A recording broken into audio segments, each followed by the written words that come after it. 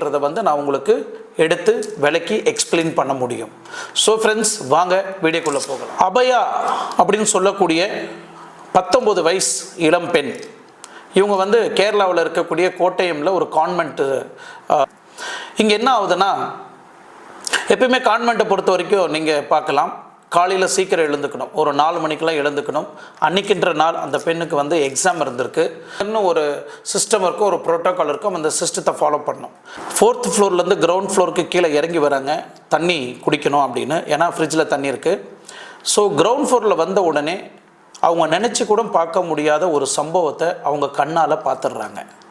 அதே கான்வென்ட்டில் ஒரு சிஸ்டரும் அதே கான்வென்ட்டில் வேலை பண்ணக்கூடிய 2 ஃபாதரும் ஒரே ரூமில் உடலுறவு வச்சுருக்கிறாங்க. 3 பேரும் ஒரே ரூமில் ஒரே அறையில் அவங்க 3 பேரும் என்ஜாய் பண்ணுற அந்த ஒரு தருணத்தை அந்த